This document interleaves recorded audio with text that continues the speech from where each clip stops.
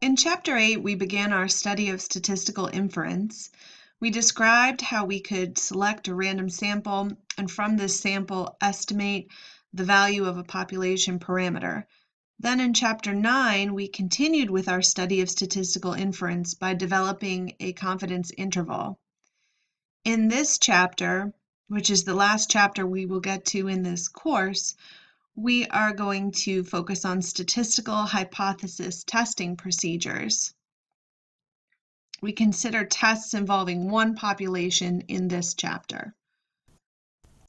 In this chapter, we're going to learn the 5-step hypothesis testing procedure, understand the difference between a one-tailed and a two-tailed test of hypothesis, and apply this concept to a population mean or proportion.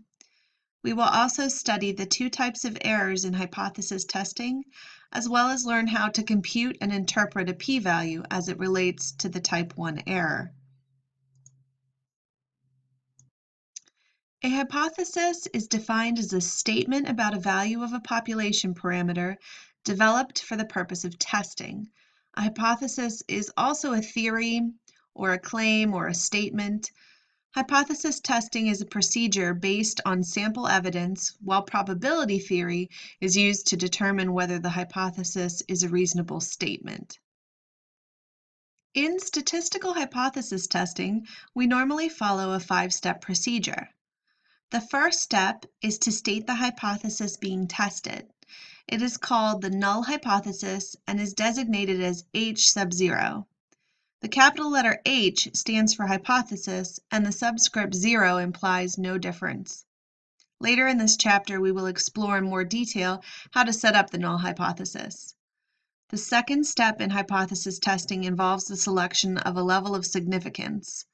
The level of significance is a probability of rejecting the null hypothesis when it is true.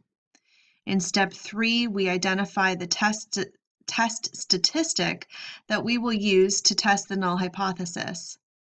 Step 4 involves the formulation of a decision rule using the significance level identified in step 2 and the test statistic chosen in step 3.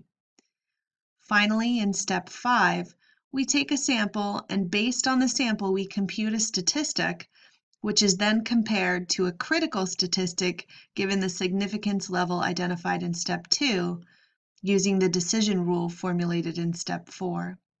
At the end of step 5, we conclude either to reject the null hypothesis or not to reject the null hypothesis. And we will go through this in detail so that you understand exactly how to do all of these steps. In hypothesis testing, there are always two pairs of hypotheses known as the null hypothesis, designated as H sub 0, and the alternate hypothesis, designated as H sub 1. The null and alternate hypotheses are mutually exclusive, meaning that only one or the other is true, and they also are collectively exhaustive. The null hypothesis is presumed to be true, while the alternate hypothesis has the burden of proof. A sample is used to test the null hypothesis. If a hypothesis test results in the failure to reject the null hypothesis, this does not necessarily mean that the null hypothesis is true. It only suggests that there is not enough evidence to reject the null hypothesis. In setting up hypotheses, try to watch for keywords in the problem statement, as they will guide you whether the test is two-tailed or one-tailed, either left or right-tailed. Keep in mind also that the alternate hypothesis will always have either the not equal to, the greater than, or the less than symbol. Also keep in mind that the null hypothesis will have the equal sign as in greater than or equal to, less than or equal to, and equal to.